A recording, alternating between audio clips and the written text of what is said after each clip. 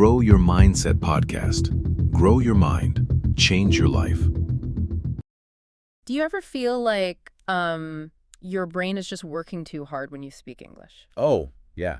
It's a very common feeling. Right. You know the exact feeling. You think of a perfect, beautiful sentence in your own language. Exactly. It's a clear thought, it's smart, but then you have to slowly translate it into English. Word by word, Yeah, word by word. And by the time you finally speak, the conversation has already moved on. which is just so frustrating. It is. You feel frustrated. You feel like you are always one step behind everyone else. Well, it's a very common trap. We call it the translation trap. The translation trap. I like that name. Yeah, because you are doing double the mental work, right? Mm-hmm. But you only get half the speaking speed. Wow. Double the work for half the speed. Exactly. So it is no wonder that speaking English for an hour makes you feel like you just ran a marathon. Because your brain is physically exhausted? It is. Completely tired. Well, welcome to the Grow Your Mindset podcast. Today, we are exploring a very powerful mindset shift. A really important one. Yes. Our goal today is to give you a step-by-step guide. We want to help you stop translating in your head. We want to help you start thinking directly in English. Right. Because translating is it's a slow, heavy extra step. It really is. Yeah. When you hear an English word and you translate it back to your native language, you are adding a wall. A wall between you and the real world. Yes. And today, we are going to break that wall down. We are going to show you how to remove that extra step completely. I love that. By the end of our conversation today, you will have simple, powerful tools. Tools to make English feel completely natural. Not like a difficult school subject at all. I am so excited to get into this because, we hear this from so many people. All the time. They say, I know the grammar, I know the vocabulary. But I freeze. Exactly. When I open my mouth, I just freeze. And it usually comes down to this translation habit. It really does. But before we talk about how to fix it, I want to understand why it happens. Like, why does translating make us feel so tired? Well, to understand this, we need to look at how the brain manages energy. Think of your brain like a computer. A computer. Got it. When you are speaking your native language, you are running one simple, smooth program. Just one program. Right.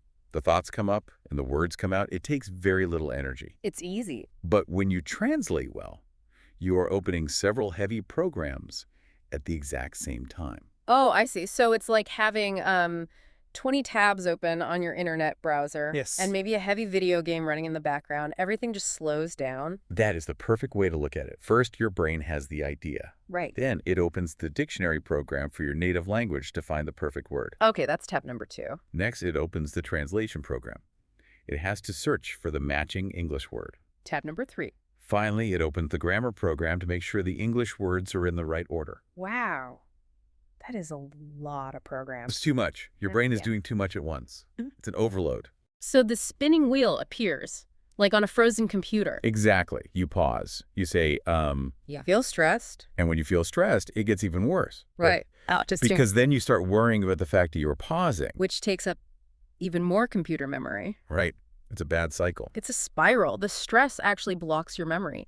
So the English word you knew perfectly well yesterday, it just suddenly disappears. You know it, but you just cannot find it. Exactly. This is why we have to remove the translation step. We have to close those extra programs. We need direct connection, a connection between the thought and the English word. Yes. Okay, I am sold. I want to close the extra tabs. Good. But, translating in our heads is such an old habit. It is very deep. For many of us, it started back in middle school or high school. We were taught to memorize lists. Native words on the left, English words on the right. Yes, exactly that. So how do we change a habit that is so deeply rooted in our minds? Well, you hit the nail on the head. The school system actually created this problem. It did. Yeah, they taught you to connect English words to your native words. Right. But before we can change how we speak, we must fundamentally change how we see words in our minds. How we see words. Okay. We need to connect English words to real life, not to native words. And this brings us to our very first technique. I'm ready. What is it? We call it image thinking. Image thinking. That sounds very visual. Tell me more about that. It means exactly what it sounds like. You must start thinking with pictures. Pictures instead of words. Right. When most language learners hear a new English word, they immediately, almost automatically search for that exact word in their native language. Because it feels safe. Exactly. They want the comfort of knowing the translation. But truly fluent speakers do not do this. They don't. No. When a fluent speaker hears a word, they do not see text. They do not see a translation. They see a picture in their mind. That is a big shift. Yeah. Because we are so used to seeing letters and text when we study. We really are. We read books, we write notes. We are addicted to text. We are addicted to text, and we are addicted to the safety of our native language. So true. Let's make this real. Let's do a concrete exercise right now. Okay, let's do it. Let's take a very simple common word, the word apple. Okay, apple. If you are listening to us right now, I want you to think about the word apple. Okay, I am thinking about it. And I am trying very hard not to think of the word for apple in my own language. Yes. Block that native word. Push it away. Pushing it away. Instead, I want you to close your eyes. Imagine a round, shiny red fruit. Okay. Put the picture right in the center of your mind. Notice the bright red color. I see it. Maybe there is a little bit of green near the top. Imagine the smooth skin of the fruit reflecting the light. I have a very clear picture of it. I can see a small brown stem at the top too. Good. Add more details. The brain loves details. Okay. Imagine you are holding this apple in your hand. It feels heavy and cool. Yeah, it's cold. Now, bring it up to your mouth. Imagine biting into it. Okay. Hear that loud, crisp crunch sound in your head. Imagine the taste of the sweet juice. Imagine how fresh it is. Wow. Okay, that is a very strong, rich picture. My mouth is actually watering a little bit. That physical reaction is exactly what we want. Really? Yes, because right now, the English word apple is connecting directly to that sweet, crunchy red fruit. It's connecting to my senses. Exactly. It is Wow. connecting to a feeling. It is completely bypassing your native language. I didn't even need my native language to understand that experience. Bada- I see what is happening here. Translating feels like taking a very long, slow detour on a road trip. I like that analogy. Imagine you are driving to a beautiful beach. That beach is the true meaning of the word. Right. But instead of taking the highway straight to the beach, you take a long, bumpy dirt road. You drive through a crowded city. And that crowded city is your native language. Yes, you get Yeah. stuck in traffic, you get frustrated. You eventually get to the beach, but you are tired. And it took way too long. Exactly. But image thinking is like taking the direct, fast highway. Just zooming right there. You get on the road, you press the gas pedal, and you go straight from the English word to the real meaning. There is no detour. There is no traffic. You just arrive. The direct highway is the perfect way to look at it. Let's try one more example just to really build this highway. Let's do it. Let's take the word rain. Okay, rain. I'm not translating it. I'm staying on the highway. Do not see the letters R-A-I-N. Do not look for your native word. Instead, imagine a whole scene. Okay. You are standing outside. You look up at the sky. The sky is no longer blue. It is a heavy, dark gray. Clouds are thick. Yes. Now water begins to fall from the sky. I can see the drops falling. You feel that first drop of cold water hit your face. It is a little shocking. Ooh, cold. Now, listen to the environment. Hear the sound of the millions of drops hitting the hard, wet street. It makes a steady rushing sound. Take a deep breath in through your nose. Smell that very specific, fresh, earthy smell. That smell that only happens when wet water hits dry ground. Oh, I know exactly that smell. It is one of my favorite smells in the world. When you connect the word rain to that smell, to that cold feeling, to that gray color, you own the word. It belongs to me. It belongs to you now. It is not just a piece of vocabulary you borrowed from a textbook. It is an experience. This makes so much sense. I mean, we learn our first language through experiences, right? Absolutely. When we are babies, our parents do not give us a dictionary. They hand us a real apple. Right. We touch it. We touch it, we throw it on the floor, we taste it, we experience it. We need to recreate that for English. We really do. But I have a practical question. Sure. If I am a learner and I am sitting at my desk learning a brand new English word today, maybe a more difficult word, how exactly do I practice this? How do you build the highway? Yeah, how do I build this fast highway every single time? Well, it is actually a very systematic process. You can use a simple 3-step mental exercise. Okay, 3 steps. You should do this every single time you learn a new piece of vocabulary. If you do this, you will slowly rewire the physical connections in your brain. Okay, grab your notebooks if you are listening. What is step 1? Step 1 is exactly what we just did. Imagine the object or the situation clearly. Just see it. Take your time with this. Do not rush. See the colors, see the shapes. Try to imagine the texture. Okay. If the new word you are learning is cat, Do not just write down the translation. Close your eyes. See a small animal. See the soft fur. See its long tail moving slowly. Okay, so step 1 is the visualization. Build the picture. What is step 2? Step 2 is where we start using the language. Describe the picture you are holding in your mind, but do it using very, very simple English. Simple English. Got it. Keep it as basic as possible. Do not try to make long, complicated sentences with perfect grammar. Just use the simple English you already know. So if the picture is an apple, I just look at the picture in my mind and think, an apple is a fruit. It is sweet, it is red, it is round. Exactly. Or if the word is cat, you hold the picture of the cat in your mind. You think, the cat is small, it has soft fur, it is sleeping on the chair. I see. You're taking the picture and you're painting it with simple English words. That feels very gentle. It doesn't feel like a hard test. It just feels like I'm looking at something and talking about it. It should feel natural. So what is the final step? Step 3. Step 3 is the most important part. You must say the new word out loud. Out loud. But here is the critical secret to this step. You must say the word out loud while you are looking at the vivid image in your mind. Oh, at the same time. Yes, the timing matters. You must say apple at the exact second you see the red fruit and imagine the sweet taste. Okay. You say rain at the exact moment you imagine the cold drops on your face. So the speaking and the seeing happen at the exact same time, like pressing 2 buttons together? Yes. In science, there's a famous saying, neurons that fire together wire together. Fire together, wire together. When you say the English word and you experience the image at the exact same time, you are firing those 2 parts of your brain together. You're building a bridge. You are building a physical bridge in your mind. Yeah. The more you do it, the stronger the bridge becomes. And what happens to the native language translation? Eventually, the bridge to your native language just breaks down because you do not use it anymore. That is fascinating. We are literally changing the physical wiring of our brains. We are building a new road. You really are. I love this. But let me challenge this a little bit, or at least push us forward. Sure, go ahead. Seeing single objects in our minds, like one apple or one cat, is a great start. It is very peaceful. It is. But real life is not peaceful. Real life is not just single objects floating in an empty white room. No, it is not. Real life is messy. It is so messy. Real life happens in full scenes. It happens in busy places with noise and people talking fast and things happening all around us. Absolutely. So how do we practice full, chaotic situations? Good question. I mean, if I live in a country where people do not speak English, I cannot go to London or New York every day to practice real life situations. How do I practice the real world from my own house? That is a wonderful question, and it is a very common frustration for learners. But you do not need to buy an expensive plane ticket to practice real life. I don't. No, you have the most powerful machine in the world sitting right inside your head. Your imagination. Okay, my imagination. This brings us to the next stage of our topic today.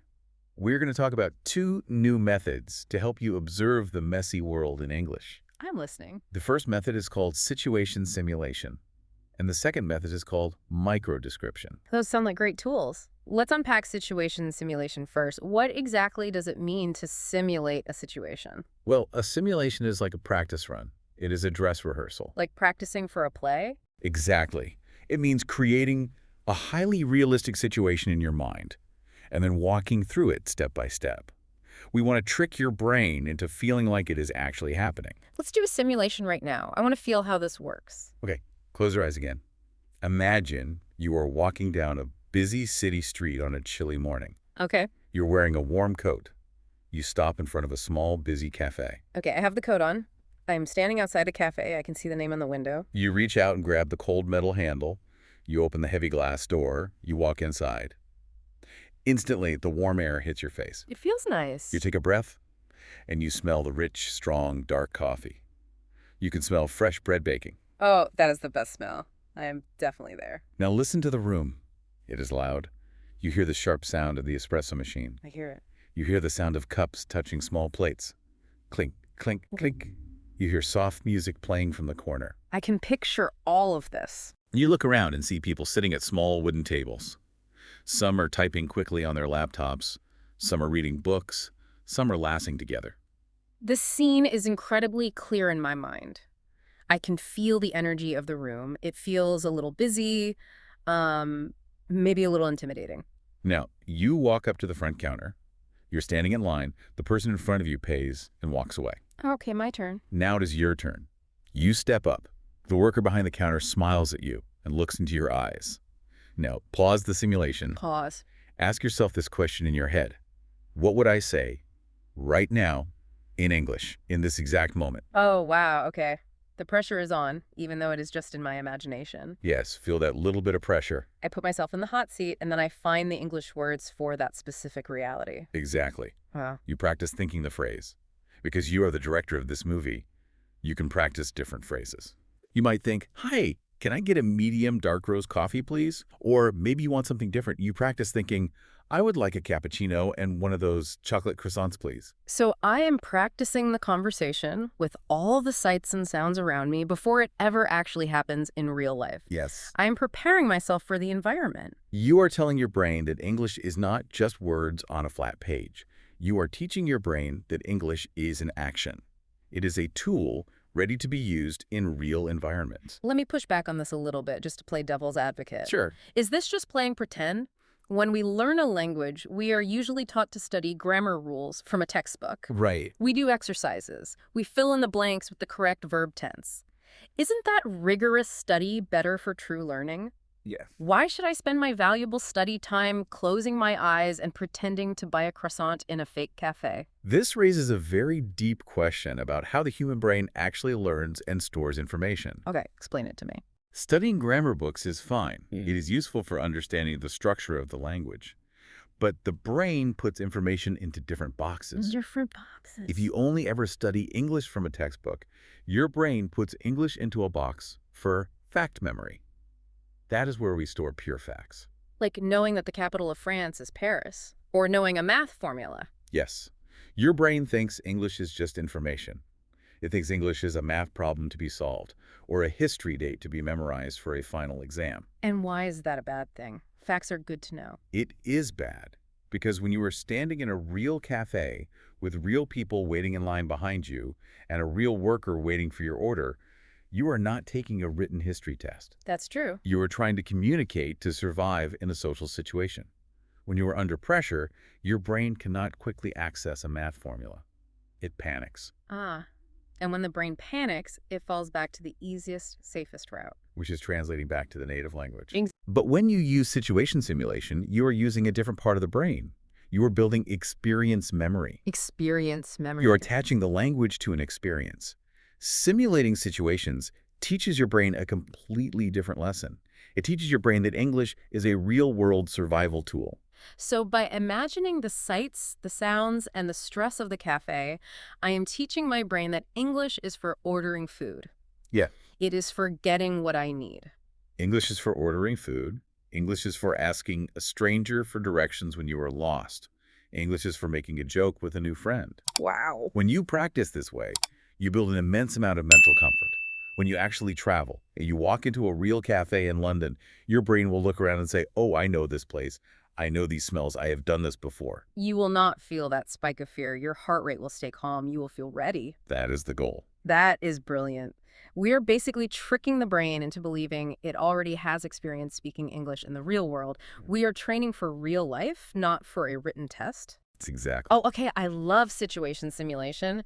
What about the other method you mentioned? Microdescription. What is a microdescription? Think about the word itself. Micro means very small. Description means explaining what you see. Okay. Small explanations. So microdescription is the daily practice of explaining very small, simple things in your environment using English.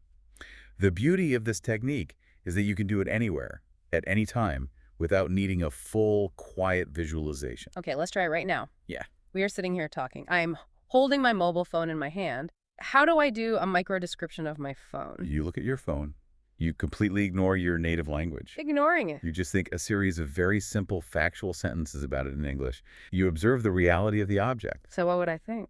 You might look at it and think, this is my phone. It is black. It has a smooth glass screen. The screen is bright. It feels a little heavy in my hand. I use it every day to call my friends. I use it to check my email. That is extremely simple, almost like a child describing something. Yes, and it must be simple. If you try to make it complicated, you will start translating again. The goal is flow, not complexity. Flow over complexity. I like that. Look around the room right now. What else do you see? Well, I see a cup on the small table next to me. Perfect. Do a micro description of that cup. Look closely at it. Okay, I am looking at it. I think this cup is white. It is made of thick ceramic. It has a curved handle on the side. It has hot coffee inside. I can see a little bit of steam rising from the top. The coffee smells dark and good. That is it. Yeah. That is a perfect micro description. Really, that's all it takes. That's all it takes. You took a very normal, boring moment, and you turned it into an opportunity to think directly in English. You are attaching English directly to your daily physical reality. I can see how this becomes a habit. I could do this while I'm waiting in line at the grocery store. Absolutely. I could look at the person in front of me and do a micro description. That person is wearing a red jacket. They are buying apples and bread. They are looking at their watch. Exactly. You can do it sitting on a park bench, looking at a dog. You can do it looking out the window on a rainy day. You are constantly bathing your brain in English observations. Okay, this is a great toolkit for the outside world. We have talked about apples and cafes and phones and cups and strangers and grocery stores. We covered a lot. We have a good grip on the external world, but I want to pivot now because we need to talk about our inside world. Oh, yes. The inside world is arguably the most important part of language learning. Yes, because it is easy to point to a cup and say cup. A cup is just an object. Right. But what about our deep thoughts? What about our heavy feelings? When I am angry or sad or deeply joyful, those feelings are strongly tied to my native language. Very strongly tied. How do we translate our deep feelings? How do we stop translating our emotions? This is a beautiful step in the journey. When you reach this step, English stops being an academic subject and starts becoming a part of your A identity. part of your identity. Wow. To do this, we use two very specific techniques. They're called emotion labeling and question loops. Let's start with emotion labeling. A label is like a name tag you put on a box. What does it mean to put a label on an emotion? Think about what happens inside your body and mind during a normal day. You feel many different things. Up and down all day. You wake up feeling one way. By lunchtime, you feel different. By evening, you feel something else. Yes, we are emotional creatures. It is a roller coaster. Usually, when you feel a strong emotion, your brain instantly processes that feeling in your native language. It does. Let's say you have a very long, difficult day at work. You deal with angry customers, you have too many emails. Sounds terrible. You finally get home, you sit down on your sofa, you let out a heavy sigh, and your brain immediately says a specific word in your native language that means, I am so tired. Right. My brain complains in my native language. It is automatic. It feels like my native language owns my feelings. We want to change who owns your feelings. We want to invite English into that space. How do we do that? Next time you feel that heavy exhaustion on the sofa, I want you to catch that feeling. Notice it. Notice the tired feeling. Stop the native language from rushing in. Yeah. Block the door, and then put an English name tag on the feeling. Think to yourself, I feel tired today. I feel exhausted. Just that simple sentence, just acknowledging it in English. I feel tired today. Yes. But you have to really connect the English words to the physical feeling in your body. Okay. Or imagine another situation. Imagine you have a big job interview or an important meeting. You're sitting in the waiting room. My heart is beating fast. Your palms are a little sweaty. Your stomach feels funny. Catch that feeling. Name it in English. Tell yourself, I feel nervous right now. I feel a little anxious. Or if I'm waiting at the airport to see a good friend I haven't seen in a long time, I can notice my heart jumping and think, I am excited. I am so happy. Exactly. You are matching the real, undeniable physical feeling in your body with the English words. You are tying the physical sensation to a new vocabulary. I want to dig into this a bit more. Why is this so crucial? It's a game changer. Because emotions are incredibly strong in our native language. We learned them when we were children. When we cry in our native tongue. When we shout in anger, the native words come out first.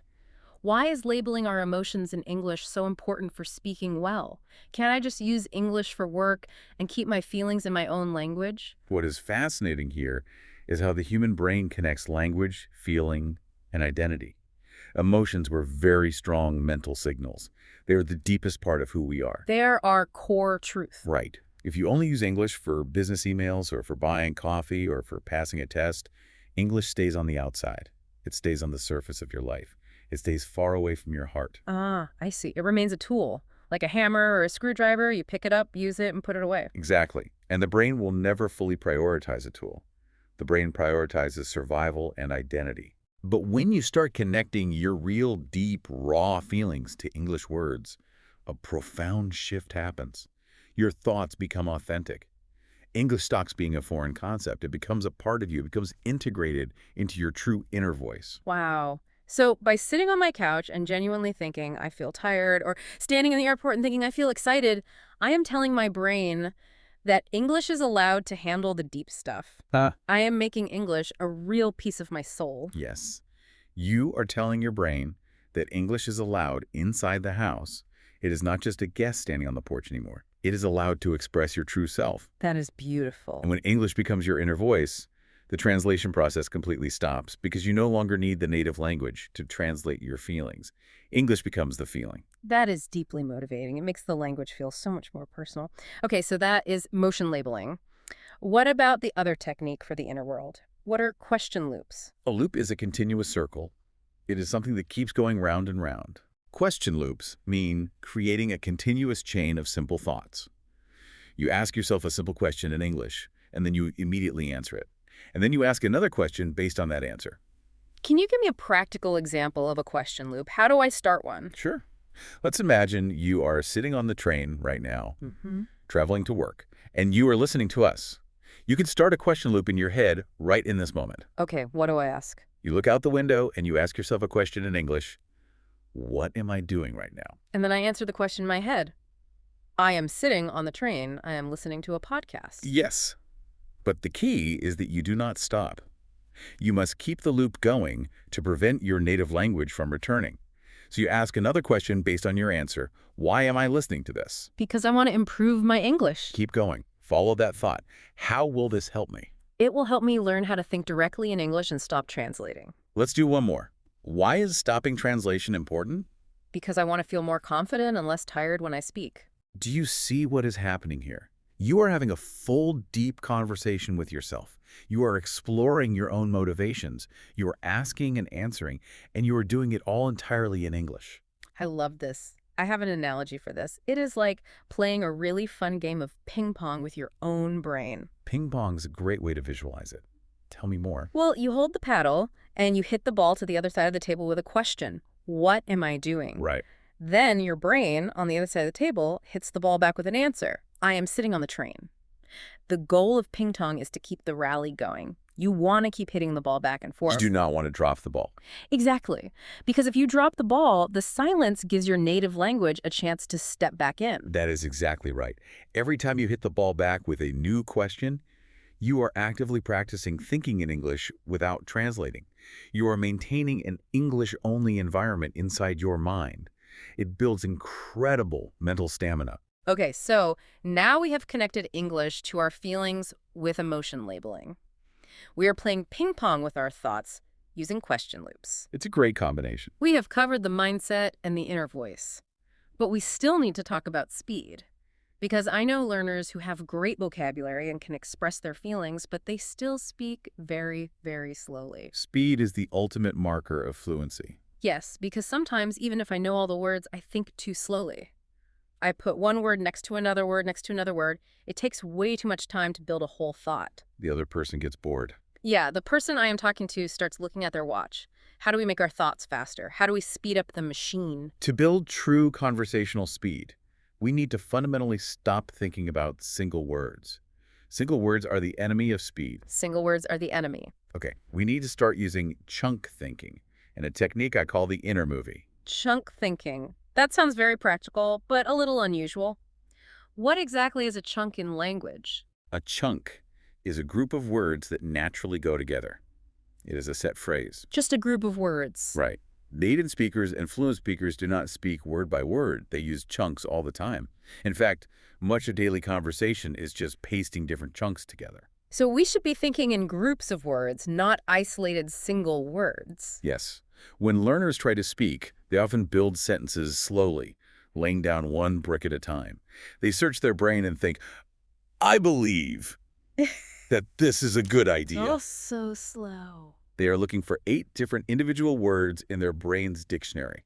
They are checking the grammar for each word as they go. That is painfully slow. It takes a lot of processing power. It is exhausting. But a fluent speaker does not look for 8 different words. They do not think about the grammar of that sentence. They use a ready-made piece of language. They use a chunk. They just grab the whole phrase at once.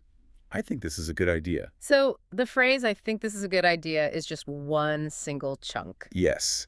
To the fluent brain, that phrase acts like one big word. You do not construct it, you just recall it. Just recall the whole thing. Let me give you some other very common examples of chunks. To be honest, that is a chunk. When you want to tell the truth, you do not think to be honest. You just grab the whole pre-made phrase. What about "at the moment"? Is that a chunk? Yes, perfect. On the other hand, as soon as possible, I am looking forward to. What do you mean by that? These are all chunks. I see. Okay, going back to our analogies, chunks are like building blocks. They are like Lego blocks. I like that. Let's explore the Lego analogy. If you are a child playing with Legos and you want to build a toy house, it is much faster to snap ready-made Lego blocks together. You take a big, solid blue block for the wall, you take a big red block for the roof, snap, snap, and suddenly you have a house. It takes 2 seconds. That is exactly right. The blocks are already perfectly formed. But thinking word by word and worrying about every piece of grammar is like trying to make your own plastic from zero. Well, that sounds hard. You are in a factory, melting liquid plastic, pouring it into tiny molds, waiting for it to cool, and making tiny single pieces. It takes forever. You will never finish building the house. That is a wonderful, highly accurate way to understand it. When you use chunks, your brain moves incredibly fast. You do not have to worry about whether to use in, on, or at for every single sentence because the correct grammar is already permanently built into the chunk. It's already there. You just use the chunk. It is like a pre-cooked meal. You just heat it up. So as learners, our job is to collect these big Lego blocks. We need to focus on learning full phrases, not just memorizing lists of single words. Yes. Collect chunks. When you watch a movie or read an article, do not write down single words. Write down the whole phrase. Listen to how native speakers group words together and remember them as whole units. Now, what about the other technique for speed, the inner movie? That sounds cinematic. What is it? It is the ultimate goal of thinking in English. It brings everything together, images, situations, and speed. I'm intrigued. Human beings are storytelling animals. Your brain naturally makes up stories all day long. Even when you are just sitting on a bus looking out the window, your brain is busy imagining things. It is so true. My mind wanders constantly. I think about a conversation I'm going to have tomorrow. I replay an argument I had yesterday, and I think of better things I should have said. My brain is always running a movie. We want to use this natural human ability. We want to use this storytelling machine for English. The inner movie technique means actively narrating a story in your head using English. Narrating means telling the story, right? Like the invisible voice you hear in a documentary or a movie? Yes, you become the voiceover narrator for the movie playing in your mind. Imagine a small scene. It does not have to be a true story from your life. It can be a completely fake scene. Let's make one up right now to show how it works. Okay, I am ready. Give me a scene. Let's go to a grocery store. Imagine a man walking into a large supermarket. See him clearly in your mind's eye. I see him. He is an older man. He is wearing a dark blue jacket. He is holding a small shopping basket. Good, you are painting the picture. Now, create some action.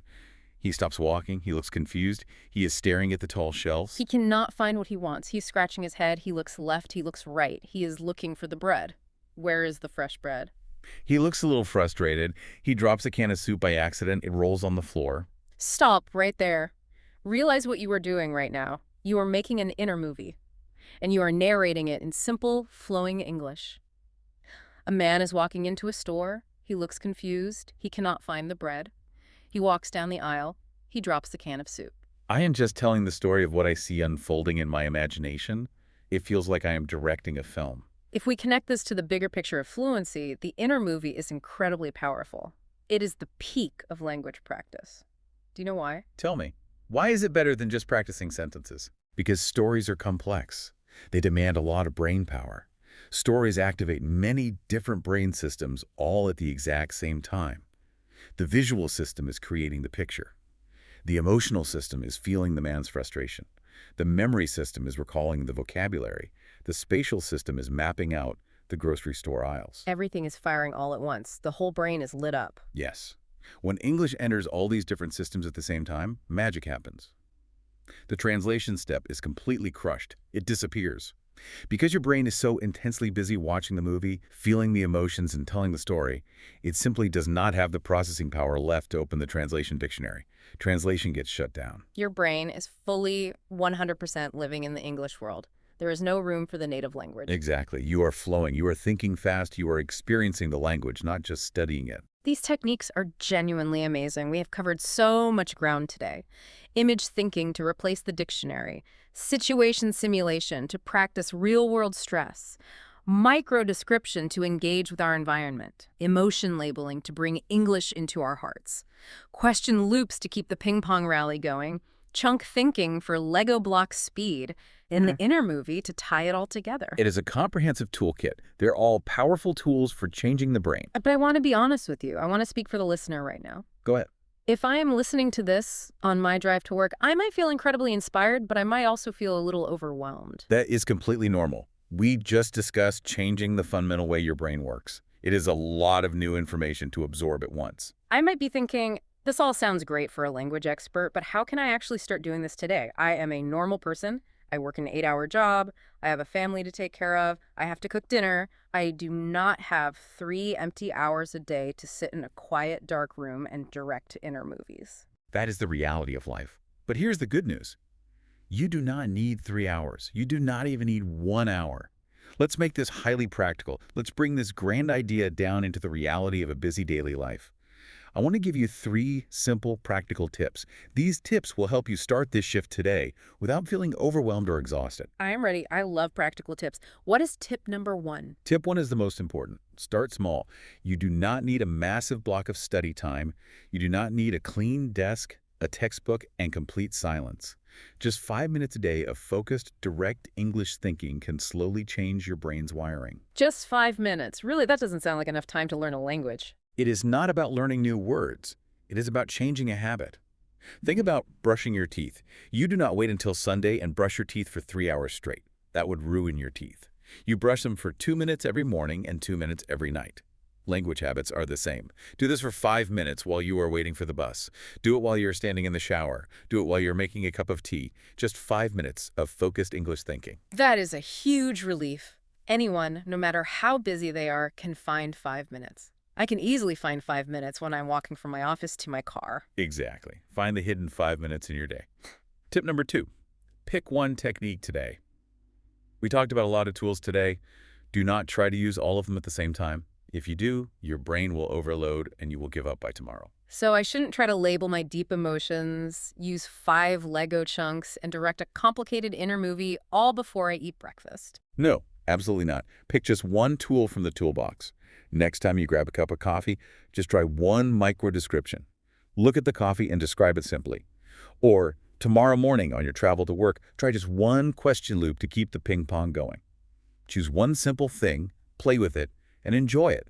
When that feels easy, try another tool. I like that a lot. Keep it simple. Less is more.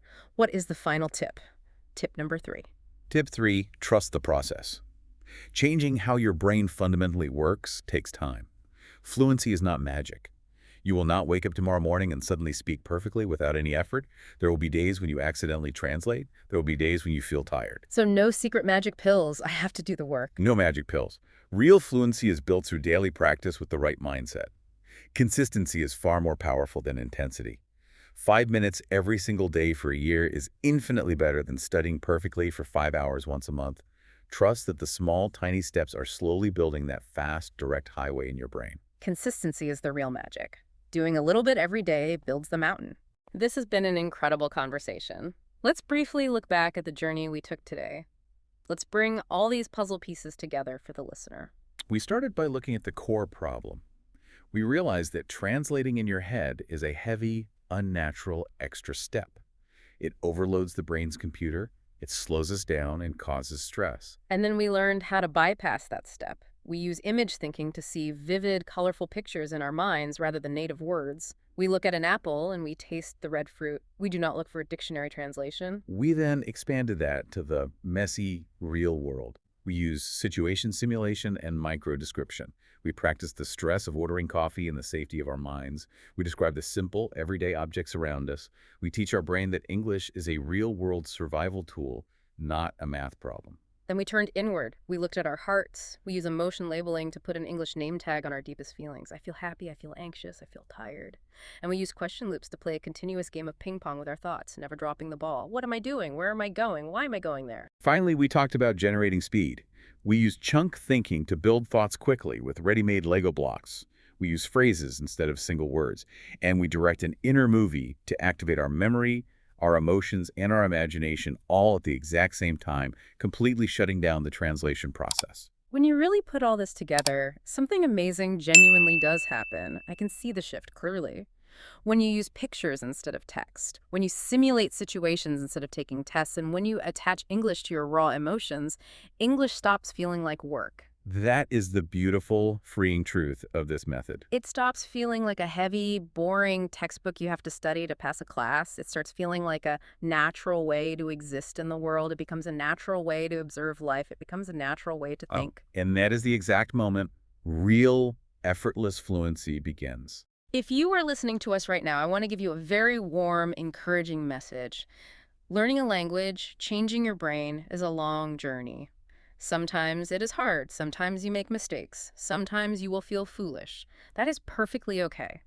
Every single time you try to think directly in English, even if you fail, you are making your brain stronger. You are exercising a muscle. You are physically building new connections. You are laying the pavement for that fast highway. So keep practicing. Keep trying these small 5-minute techniques while you wait for the bus. Keep inviting English into your daily thoughts. And most importantly, keep believing in yourself. You absolutely can do this. Your brain was designed for language. It is ready to learn. It just needs the right daily habits to unlock its potential. Before we go, we want to leave you with a final thought. We talked a lot today about how learning to think in English changes your brain. But it actually does something even deeper. When you start translating and you truly start thinking and feeling in English, you might discover that you develop a slightly different personality. The English version of you might be a little more confident. The English version of you might be more direct or more polite or more outgoing. You are not just learning a tool, you are expanding who you are. You are creating a new version of yourself. So we have a challenge for you. As soon as this audio finishes, do not just take off your headphones and walk away. Try to practice immediately.